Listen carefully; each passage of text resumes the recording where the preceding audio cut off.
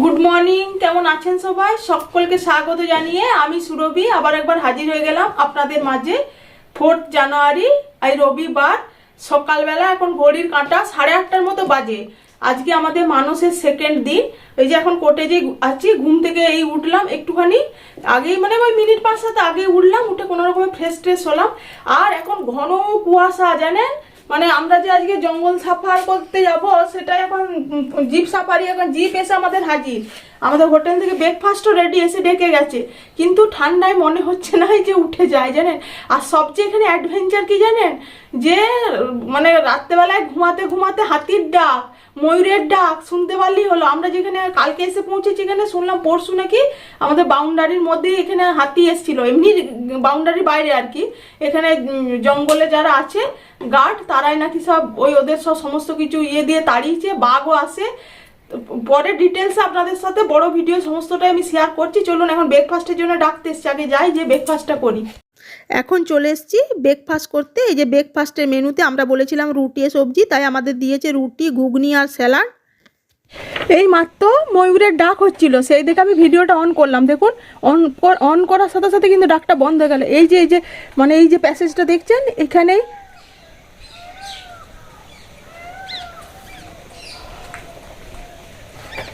দেখলেন আওয়াজটা আমি শোনানোর চেষ্টা করলাম। এখানে কাছে পিঠে রয়েছে নাকি রে মনু? আওয়াজটা যখন আসছে, এই বাউন্ডারির এই বাইরেই নাকি হাতি এসছিল। এই যে এই প্যাসেজটা খোলা আছে,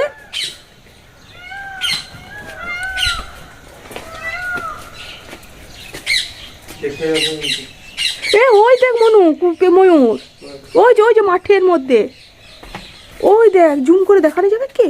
আমি নিজে দেখতে পাচ্ছি না। ওই দেখ মাঠের মধ্যে, ওই দেখ ঘাড়টা উঁচি রয়েছে, ওই দেখ। কোনটা দেখতে পাবো? তুমি ডাইরেকশন দেখাও না। রাইট সাইডে রাইট সাইডে। আমি ক্যামেরায় আপনাদের দেখাতে পারছি না, কারণ ঘন কুয়াশা, এই কারণে।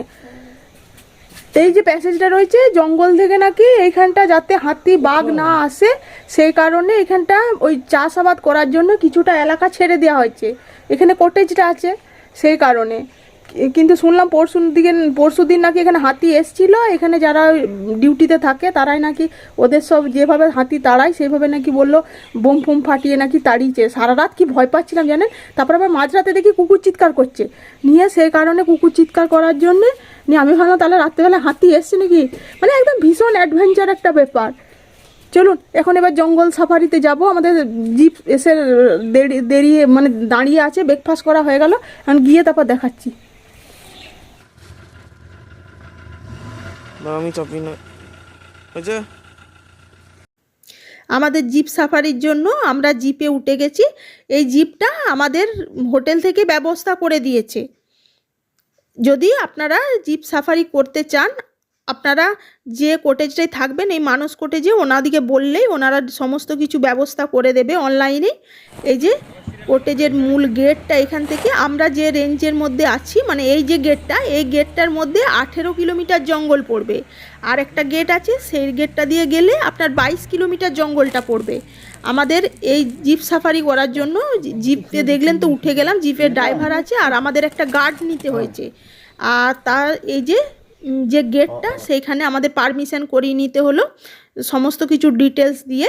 সেটা সব ড্রাইভার দাদাই করে নিলেন, নিয়ে আমাদের জিপ ছেড়ে দিল। প্রত্যেক জিপের জন্য এরকম একটা করে গার্ড আছে, সে গার্ডটার জন্য এক্সট্রা 300 টাকা আপনাদের পেমেন্ট করতে হবে। একে তো ঘন কুয়াশা, আর তার উপর প্রচণ্ড ঠান্ডা। আজকে আমাদের জিপ সাফারিটা পুরো জমে যাবে, বুঝলেন। এই জঙ্গল দেখতে বেরিয়ে আদেও যে আমরা এই কুয়াশার মধ্যে কতটা বন্য জীবজন্তুর দেখা পাবো, সেটা এখন বুঝতে পারছি না। তবে যেহেতু আমি আগে দেখে ভিডিওটা পরে ভয়েসও মানে রেকর্ডিং করছি, তাই আপনাদের বলছি দেখতে থাকুন। একদম অ্যাডভেঞ্চারে ভরা, একদম বন্য জীবজন্তু, একদম সুন্দরভাবে আমি যতটা সম্ভব আমার ক্যামেরা বন্দি করেছি সেসবই এই ভিডিওতে শেয়ার করছি। আপনাদের ভালোই লাগবে। আর প্রচণ্ড ঠান্ডার মধ্যে একদম হাত পা জমে যাচ্ছে, বুঝলেন। যতই একদম ঢাকা ঢুকি নিয়ে যায় না কেন, তবে একটা আলাদা অনুভূতিও হচ্ছে। মানে কাজিরাঙ্গার মানুষ যে গিয়েছিলাম তখন গরমের মধ্যে গিয়েছিলাম, তখন কিন্তু এই যে ঠান্ডার কুয়াশা এটা ছিল না। আর কুয়াশার মধ্যে বন্য জীবজন্তুরা জঙ্গলের একদম সামনে চলে আসে, মানে গরমে হলে যেটা মানে তারা শরীরকে ঠান্ডা রাখার জন্য দূরে থাকে ঠান্ডা জায়গায়, আর এই শীতের সময় তো একদম বলছে নাকি কাছে চলে আসে। আর এই যারা জিপের ড্রাইভার তারা বলছে যে মানে তাদের একটা আলাদা ডেলি যাওয়া, মানে ট্যুরিস্ট নিয়ে ঘুরে ঘুরে এমন একটা অভিজ্ঞতা হয়ে গেছে। আমি একটা জিনিস লক্ষ্য করলাম, সেটাই আপনাদের সাথে শেয়ার করছি। ওই যে দেখুন দূরে একটা হাতি দেখা যাচ্ছে, জানেন? দেখুন তো আপনারা কতটা ক্যামেরা বন্দি করে আপনাদের সাথে শেয়ার করতে পারছি। আমাদের তো ভীষণ এক্সাইটেড হয়ে পড়েছি। প্রথমেই এই যে হাতির পিছনে আবার মানে পিঠের উপর আবার একটা পাখিও এসে বসলো, জানেন? মানে প্রকৃতির কি সত্যি মহিমা বোঝা বড় দায়। দেখুন মানে জঙ্গলের মধ্যে জীবজন্তুর তারা নিজেদের মধ্যে কতটা মিলে মিশে আছে, সেটা দেখেই ভীষণ ভালো লাগছে। আমাদের মনুষ্য জাতির থেকে পুরো আলাদা, মানে বললাম না প্রচুর অ্যাডভেঞ্চারে ভরা। এই যে সবার প্রথমে হাতি দিয়েই আমাদের মানে বন্য জন্তুর সূচনা হলো। তার সাথে সাথে একে একে দেখুন আমি সমস্ত কিছু শেয়ার করছি। হ্যাঁ, যেটা বলছিলাম, ওই যে জিপ সাফারি যে দাদারা, জিপের ড্রাইভার, তারা জঙ্গলে যেতে যেতে যখনই কোনো পাখির আওয়াজ পাচ্ছে একসাথে ক্যাচ ক্যাচ ক্যাচ ক্যাচ করে, দেখবেন পাখিরা একসাথে ডেকে উঠলে কেমন একটা হয়, মানে ওই আওয়াজ শুনে তখনই জিপ দাঁড় করিয়ে দিচ্ছে। এখানে দাঁড়ান আগে, খুব সুন্দর। ওই যে পাখির আওয়াজ বললাম, পাখির আওয়াজের সাথে সাথে বুঝতে পারলাম এখানে দেখুন দুটো সুন্দর ময়ূর চোখের সামনে। এই যে ময়ূরের পেখম মেলা দেখলাম, যেটা আগে কোনো দিন দেখিনি। এটা হলো ময়ূর, আর সাথে আছে একটা ময়ূরীও রয়েছে। ময়ূররা নাকি এরকম পেখম মিলে ময়ূরী দিকে আকর্ষণ করে, দেখে ভীষণ ভালো লাগলো। ময়ূরের পেখম মেলা, সে কোথাতেই আছে নাচ ময়ূরী নাচ রে, গানটা মনে পড়ে গেল, পেখম তুলে নাচ রে, নাচ ময়ূরী নাচ রে, পেখম তুলে নাচ রে। যদিও আমার ফাটা গলায় গানটা করে নিলাম, ময়ূরের এই পেখম তোলা দেখে নিজেকে সামলে না রাখতে পেরে। দেখুন কি সুন্দর লাগছে, দেখুন ওই দেখুন দূরে ময়ূরী দাঁড়িয়ে, আর এখানে ময়ূরীকে দেখে পেখম নাচাচ্ছে। মানে সুন্দর একটা বিরল দৃশ্য ক্যামেরা বন্দি হলো। চলুন একে একে সমস্ত ট্যুরিস্টদের গাড়িগুলোই দেখুন আমাদেরকে পাশ কাটিয়ে যাচ্ছে এই ঘন কুয়াশার মধ্যে। দেখুন আপনাদেরকে হাতি দেখালাম, ময়ূর দেখালাম, আরও বন্য হিংস্র জীবজন্তু সমস্ত কিছুই দেখাবো। আপনাদের কাছে কেমন লাগছে অবশ্যই কিন্তু জানাবেন। এই যে একটা প্রথম ভিউ পয়েন্ট, প্রায় 7-8 কিলোমিটার আসলাম, ধরুন 8 কিলোমিটার জঙ্গলের মধ্যে দিয়ে আসার পর এরকম একটা ভিউ পয়েন্ট। ওই যে আমাদের যে গার্ড দাদা, ওই যে বন্য এক হাতি। চলুন এইখান থেকে টোটাল জঙ্গলের ভিউটা দেখব।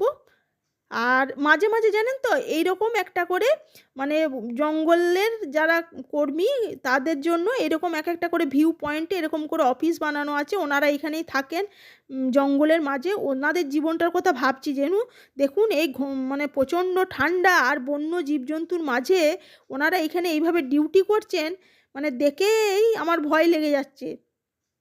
তারপরে তো মানে জিপের পাশ দিয়ে নাকি বাঘ বেরিয়ে যায়, হাতি চলে আসে। এই তো আমরা ভিউ পয়েন্টে উপরে ওঠার পরে আমাদের পরপর মানে 2-3টে যে দেখুন জিপ এসে দাঁড়িয়েছে, লোকগুলো দাঁড়িয়েছে, দেখলেন কি? ওইখানে একটা হাতি জঙ্গল থেকে এসে এই যে দেখুন ওনাদেরকে তাড়া করেছে। ভাগ্যিস আমরা উপরে উঠে গিয়েছিলাম, তারপর ওনারাও দেখি হাল্লা করে উপরে উঠে আসছে।